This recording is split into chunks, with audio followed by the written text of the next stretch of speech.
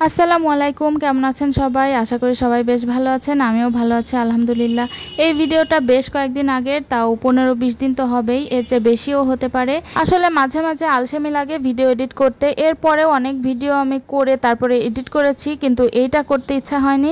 এখানে আমি অল্প টাকার কিছু জিনিস কিনেছিলাম, 290 টাকার মতো হবে, তাই ভিডিওটা করে রেখেছিলাম। অনেকেই দাম সম্পর্কে একটা আইডিয়া পাবে।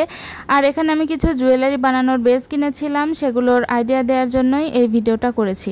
এই ছোট্ট কাপড়টা আমি কিনেছিলাম, একটা টুকরা কাপড়, একটা কাজ করার জন্য। যাই হোক, পরে যখন করব তখন সেটাও দেখাবো। ওইটুকু কাপড় ছিল 40 টাকা মাত্র, কিন্তু কাপড়টা ছিল খুবই সুন্দর, সেজন্য আমি নিয়েছিলাম। আর এই ওড়নাগুলো তো সবাই চেনে। এই ওড়নাগুলোর দাম 120 টাকা করে। আর এই ছোট ছোট ক্লিপগুলো দেখলে আমি কিনে ফেলি, কারণ আমার ভাগ্নিরা আছে, ওদের জন্য এসব জিনিস দেখলে আমার কিনতে মন চায়। এখানে আমি 5টা ক্লিপ নিয়েছিলাম মাত্র 10 টাকা দিয়ে। এর আগেও আমি অনেক ক্লিপ কিনেছি, আর তাই দেখলাম যে এই ক্লিপগুলোই কেনা হয়নি, তাই ওইগুলো নিয়েছি। আর এখানে আমি কুন্দন কিনেছিলাম, আর তারপরে কড়ি কিনেছিলাম, আর পার্লের চেইন কিনেছিলাম। এগুলো দিয়ে অলরেডি আমি জুয়েলারি বানিয়ে আপলোড করে দিয়েছি অনেক দিন আগে, সেগুলো নিশ্চয়ই আপনারা দেখেছেন।